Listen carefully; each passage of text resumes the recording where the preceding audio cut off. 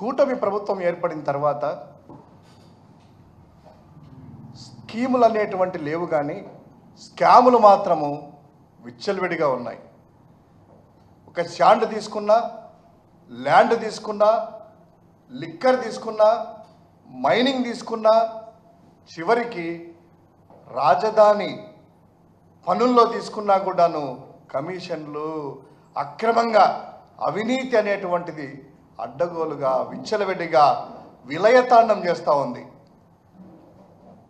ప్రభుత్వంలో ఉన్నటువంటి పెద్దలకు, వారి సన్నిహితులకి భూములన్నీ కూడాను ఎకరాలకి ఎకరాలు కారు చౌకగా కనీసము టీ రేటు కంటే తక్కువ ధరలకే ఇచ్చి అడ్డగోలుగా భూముల యొక్క దోపిడీ అనేటువంటిది కొనసాగుతూ ఉంది. మామూలుగా మనము కొత్తగా ప్రభుత్వం ఏర్పడిన తర్వాత చంద్రబాబు నాయుడు గారు వచ్చి artificial intelligence AI AI AI అన్నారు. అప్పుడే మాకు అర్థమైంది ఏంటంటే గతంలో కూడా ఐటీ అనేది చెప్పి నేదురుమల జనార్దన్ రెడ్డి గారు ఏదైతే ఆల్రెడీ కాంగ్రెస్ హయాంలో సైబర్ టవర్స్ అనేటువంటి దగ్గర ఐటీ అది చేసి పనులు జరుగుతున్నా, కార్యకలాపాలు జరుగుతున్నా కూడా అక్కడికి మళ్ళీ కొబ్బరికాయ కొట్టి ఆ చుట్టుపక్కలంతా కూడాను భూములని రియల్ ఎస్టేట్ వ్యాపారానికి తన అనుచరులకి, సహచరులకి ఇచ్చి ఆ యొక్క బిల్డింగ్ నిర్మాణాలకు కూడాను తన అనుంగులకి ఇచ్చి ఏ విధంగా చంద్రబాబు నాయుడు గారు చేశారనేటువంటిది అర్థమవుతుంది. తర్వాత కొత్త రాష్ట్రం ఏర్పడిన తర్వాత 2014లో అమరావతి అమరావతి అమరావతి అన్నారు.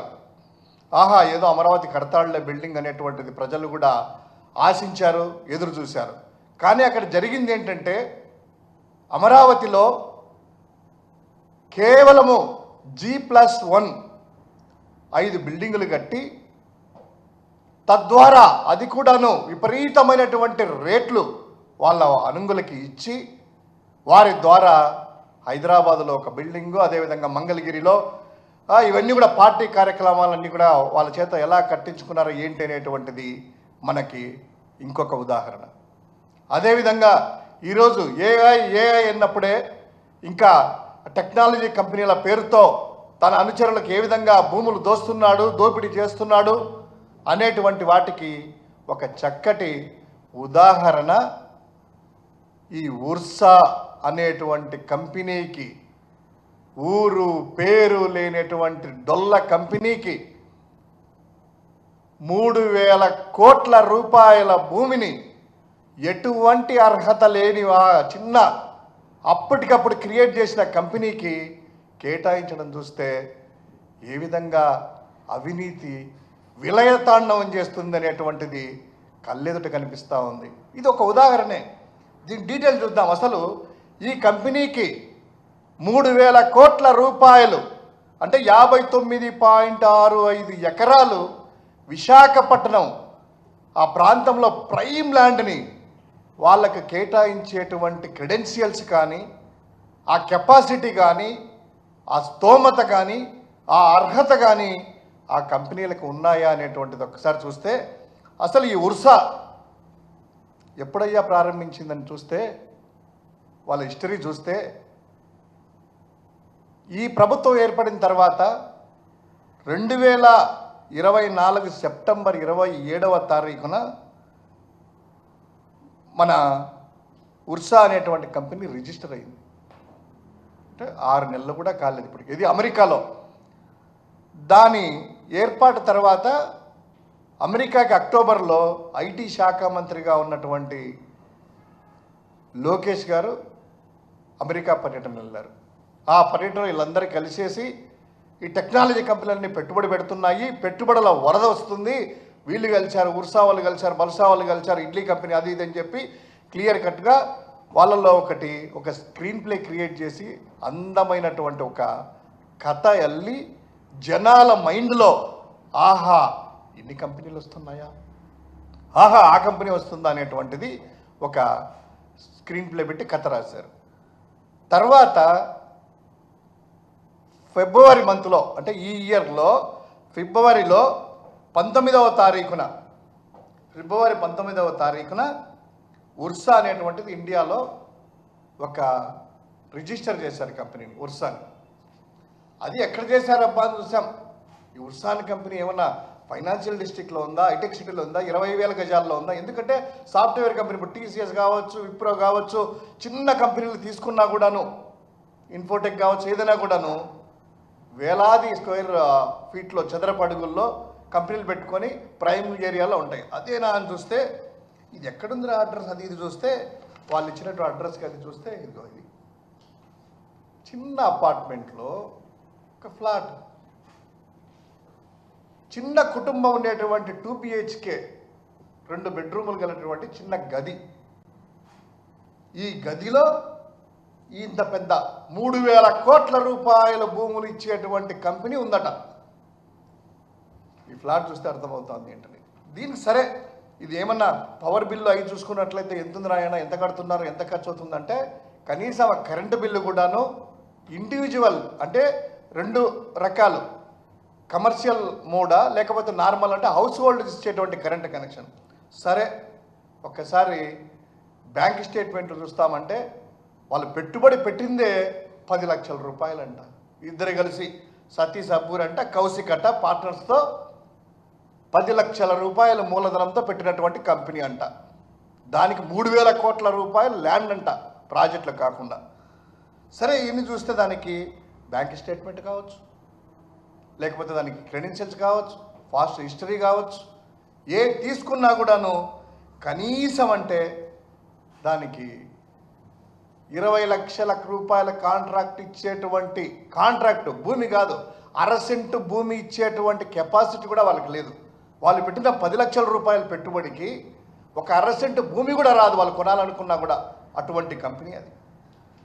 సరే దాని గురించి ఒక్కసారి ఏం జరిగింది అంటే ఈ కంపెనీ ఏర్పాటు చేయడము ఫిబ్రవరిలో ఏర్పాటు చేశారు 19 తారీఖున. ఏప్రిల్ 10వ తారీఖు వచ్చే లోపల 40 రోజుల లోపల ముఖ్యమంత్రి గారు అధ్యక్షత ఉన్నటువంటి బోర్డులు ఎస్ఐపిబి అంటే state investment promotion board, state investment promotion committee అనేటువంటిది 2 కమిటీలు ఉంటాయి. నార్మల్గా ఎక్కడికైనా కూడా భూములు ఇవ్వాలన్నా, ఆ డిపిఆర్లు స్టడీ చేయాలన్నా వారికి ఉందా కెపాసిటీ, ఉద్యోగస్తు మనకి ఎంప్లాయ్మెంట్ ఇవ్వగలరా, వాడు పెట్టుబడి పెట్టగలరా అనేటువంటిది అత్యున్నతమైనటువంటి బాడీ ఇది ఎస్ఐపిబి, ఎస్ఐపిసి. వీటిలో కూడా నిర్ణయాలు తీసేసుకున్నారట. 59.65 ఎకరాలు మన ఈ 10 లక్షల రూపాయల క్యాపిటల్ ఉండేటువంటి కంపెనీకి, చిన్న అపార్ట్మెంట్లో ఉండేటువంటి కంపెనీకి 59.65 ఎకరాలు, దాని వాల్యూ ఎంత అంటే వారి లెక్కల ప్రకారమే 3,000 కోట్ల రూపాయలు. అది దేనికి పెడుతుందిరా అంటే డేటా సెంటర్ పెడతారట. ఏమయ్యా భూములు లేదు కదా, కనీసం అంటే కనుక ఆఫీస్ కూడా లేదు, ఇది అంటే డేటా సెంటర్ కదా, మేము ఆఫీస్ తర్వాత పెడతాము అనేటువంటి వివరణలు వస్తున్నాయండి. అంటే ఇప్పుడు మైక్రోసాఫ్ట్ ఉంది, తర్వాత డేటా సెంటర్లో ఇన్ఫోసిస్ ఉంది, టీసీఎస్ కావచ్చు, ఇంకో కంపెనీ కావచ్చు, లేదా వీళ్ళందరూ కూడా కంపెనీలు డేటా సెంటర్ పెట్టే కంపెనీలకి అడ్రస్లు కానీ ఆఫీసులు కానీ వాళ్ళ కాంట్రాక్ట్లు ఇచ్చినాకనే వస్తాయా, ముందు వస్తాయా ఒకసారి ఆలోచన చేసుకోవాలి. తర్వాత ఇది ఈ ఉల్సా కంపెనీకి సంబంధించిన వాటిలో మన క్యాబినెట్లో కూడా తర్వాత నిర్ణయం తీసుకోవడము, ఎస్ఐపిబిలో నిర్ణయం తీసుకోవడం జరిగింది.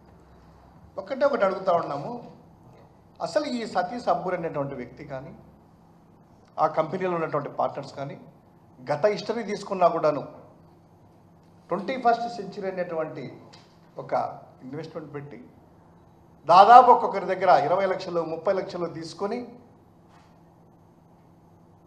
పారిపోయినటువంటి క్రెడెన్షియల్స్ ఉన్న డిఫాల్టర్స్ వీరికి సంబంధించినటువంటి వాటిలో పెడితే నిన్న ఒక వీడియో రిలీజ్ చేశారు ఆయన, సతీష్ గారు అనేటువంటి ఆయన అనుకుంటాను, మేనేజ్మెంట్ కంపెనీ నుంచి వచ్చి మాకేదో లేదు అని ఆ మాట చెప్తాను. ఇవన్నీ కూడా సోషల్ మీడియాలో చక్కర్లు కొడుతున్నాయి, నీదే కదయ్యా నీదే కదయ్యా అని. సరే ఇంకొకటి, ఇంత జరిగి ఆ 10 లక్షల కంపెనీకి పెట్టుబడి పెట్టే వాళ్ళ యొక్క మూలధనం ఉన్నటువంటి కంపెనీకి ఇంత ప్రాజెక్టులు వస్తున్నాయని ఇంతవరకు ఎప్పుడు కేటాయించింది ఏప్రిల్ 19 నుంచి ఇంతవరకు గొడవ జరుగుతూ ఉంటే ఈ రోజు వరకు ప్రభుత్వం నుంచి కానీ, ప్రభుత్వంలో ఉన్నటువంటి సంబంధిత శాఖ మంత్రి కానీ, పరిశ్రమల శాఖ మంత్రి కానీ, పరిశ్రమలకు సంబంధించినటువంటి కార్యదర్శులు కానీ, ప్రభుత్వ కార్యదర్శులు కానీ, చీఫ్ సెక్రటరీ కానీ, ముఖ్యమంత్రి గారు కానీ, డిప్యూటీ సీఎం గారు కానీ ఇంతవరకు దీనికి స్పందించలేదు. పైగా మామూలుగా ప్రభుత్వం ఇస్తే వాళ్ళు స్పందించాలి, ఇంత అలిగేషన్స్ వస్తే వీళ్ళు తీసుకున్న వాళ్ళు వచ్చి లేదు మేము 50 లక్షలకు కొన్నాం, 53.5 ఎకరాలేమో ₹1,00,00,000 కొన్నాం, మాకు ఇది అని చెప్పి వీళ్ళు వచ్చి చెప్తున్నారు.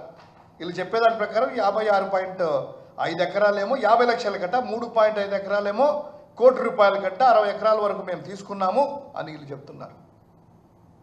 ప్రభుత్వం కదా చెప్పాల్సింది. దీన్ని ఆ కంపెనీ సంబంధించిన ట్విట్టర్ అకౌంట్లోనో వారి వెబ్సైట్లోనో అక్కడేమైనా వచ్చిందా అని చూస్తే ఆ ట్విట్టర్ అకౌంట్ కూడా కనీసం ప్రతి కంపెనీకి ఉంటుంది కదా కమ్యూనికేషన్. ఇప్పుడు ఐటీ అనేటువంటిది డేటా సెంటర్ ఉంది, అక్కడి నుంచి రాలేదు. టీడీపీ ఆఫీస్ సంబంధించినటువంటి ఒక పొలిటికల్ పార్టీ వారి ట్విట్టర్లో, వారి ఫేస్బుక్లో, సోషల్ మీడియా మాధ్యమాల్లో వస్తూ ఉన్నాయి. అయినా ప్రభుత్వానికి ఏదో ప్రైవేటుడికి సంబంధించింది కదా, ప్రభుత్వం కదా స్పందించాల్సింది. తెలుగుదేశం పార్టీ ఎందుకు భుజం మీద వేసుకుంటుంది? ఏదో అంటారు కదా ఒక సామెత, గుమ్మడికాయల దొంగలంటే భుజాలు తడుముకున్నట్లు. ఆ ప్రైవేట్ కంపెనీ వాడికి పార్టీ ఎందుకు నెత్తినేసుకుంటుంది? ఎందుకు వాళ్ళు భుజం మీద వేసుకొని మోస్తున్నారు? ఇదే విషయాన్ని తెలుగుదేశం పార్టీ అఫీషియల్ ఖాతాల్లో పెడుతున్నారు కదా సోషల్ మీడియా మాధ్యమాల్లో. ఏం ఆ ప్రభుత్వం దాంట్లో కూడా పెట్టచ్చు కదా.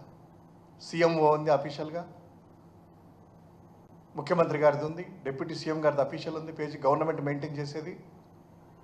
వాటిలో ఎందుకు పెట్టలేదు అంటే ఏదో గోల్మాల్ జరుగుతూ ఉంది. ఈ భూములు అనేటువంటిది క్లియర్ కట్గా ఈ అపార్ట్మెంట్లో ఉన్నటువంటి చిన్న కంపెనీకి, 2 నెలల కంపెనీకి, ఏ విధమైనటువంటి క్రెడెన్షియల్స్ లేని కంపెనీకి ఇచ్చారు అంటే దీనిలో ఎవరెవరి పాత్ర ఉంది, ఎవరెవరికి కేటాయింపులు జరిగాయి, దీని వెనకలు ఉన్నటువంటి మతలబ్ ఏంటి, ఈ 3,000 కోట్ల రూపాయల్లో ఎవరెవరికి ఎంత వాటాలు వెళ్ళాయి, ఈ ప్రజలకి నిగ్గు తేల్చాల్సినటువంటి విషయాలు. ఎందుకు స్పందించలేదు ఇంతవరకు ప్రభుత్వ సైడ్ నుంచి? ఎవరే కానీ సంబంధిత శాఖలు ఇచ్చారు, స్పందించాలి కదా.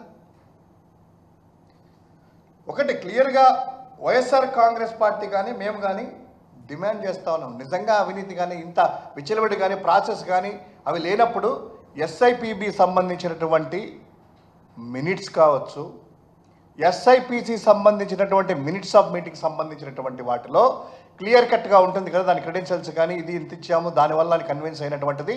అధికారులందరూ కూడా కలిసే ఆ కమిటీలో అత్యున్నతమైన బాడీ కదా, వాటిని ఎందుకు పబ్లిక్ డొమైన్లో పెట్టలేదు? ఎందుకు దీని గురించి ఖచ్చితంగా సిబిఐ చేత, ఎందుకంటే ఇది నార్మల్ కుంభకోణం కాదు. 3,000 కోట్ల రూపాయలు ఒక చిన్న 10 లక్షల రూపాయలు మూలధనం ఏమున్నటువంటి కంపెనీకి ఇచ్చేటువంటిది అతి పెద్ద కుంభకోణము.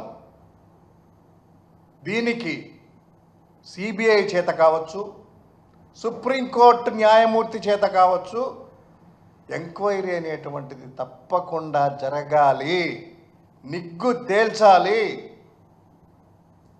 సో ఈ విధంగా 11 నెలల్లో చూసుకున్నట్లయితే, ఇది నేను చెప్పింది ఒక ఉదాహరణ మాత్రం. ఈ ఉర్సా అనేటువంటిది బోల్డ్ అన్ని ఉన్నాయి అనేకంగా, ఇంకా ప్రతి దగ్గర మైనింగ్ కావచ్చు, శాండ్ కావచ్చు, లిక్కర్ కావచ్చు, అమరావతిలో సంబంధించిన పనుల్లో కావచ్చు, ఇవన్నీ కూడాను.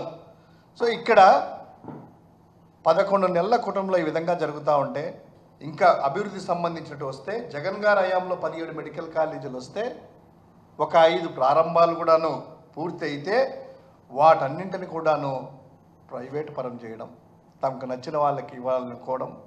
అదేవిధంగా ఈ పోర్టులు కావచ్చు, హార్బర్లు కావచ్చు, ఇవన్నీ కూడా అభివృద్ధి చేసి పెడితే జగన్ గారి టైంలో ఇప్పుడు ప్రైవేట్ పరం తన వాళ్ళకి, తన అనుంగులకి, అనుయాయులకి ఇవ్వడము. అదేవిధంగా ఫైబర్ నెట్ చూసుకున్నట్లయితే గత ప్రభుత్వంలో మా హయాంలో ఇంటరప్ట్ కాకుండా ప్రసారాలు అనేటువంటిది, నాణ్యమైనటువంటి ప్రసారాలు అందించేటువంటి ఆ యొక్క ఫైబర్ నెట్ను ఈరోజు సరఫరాలన్నీ కూడా దాదాపు నిలిపివేస్తూ, కనెక్షన్లు తగ్గించుకుంటూ వస్తూ, నష్టాల్లో చూపించాలని చూపిస్తూ ప్రైవేటు పరం చేయడానికి కుట్రలు జరుగుతున్నాయి. ఇక ఏపీఎండిసి దగ్గరికి వస్తే భవిష్యత్తులో ఆదాయాన్ని దృష్టి పెట్టుకొని 9,000 కోట్ల రూపాయలు రుణాన్ని తీసుకొని ఆర్థిక అరాచకానికి పాల్పడుతూ ఉంటారు. చివరికి రోడ్లను కూడా ప్రైవేటు పరం చేసేసి టోల్ గేట్ల ద్వారా వసూలు చేయాలి అనేటువంటి కుట్రలు జరుగుతూ ఉన్నాయి. సో ఈ 11 నెలల్లో 1,51,000 కోట్ల రూపాయల అప్పులు ఈ యొక్క కూటమి ప్రభుత్వం చేసింది. 1,51,000 కోట్ల రూపాయలు. ఒక్క సంక్షేమ పథకమైన అమలు చేశారయ్యా? లేదే. ఎక్కడికి వెళ్ళాయి ఈ డబ్బులంతా? ఒక పక్క రాజధానిలో ఏమో విలాసవంతమైనటువంటి 5.25 ఎకరాలలో, అంటే దాదాపు 25,000 చదరపు అడుగుల్లో భవనాలు అనేటువంటిది నిర్మించుకుంటున్నారు ప్రజల సొమ్ముతో. ఇవన్నీ కూడాను ఈ ఉర్సా అనేటువంటి భూములకి ఖచ్చితంగా నిగ్గు తేల్చాలి. ప్రభుత్వం నుంచి ఏదో ఒకటి సిబిఐయా లేకపోతే సుప్రీంకోర్టు ద్వారా అయినా కూడా, న్యాయమూర్తి ద్వారా అయినా కూడా విచారణ చేపట్టాలనేటువంటిది వైఎస్ఆర్ కాంగ్రెస్ పార్టీ డిమాండ్ చేస్తాం.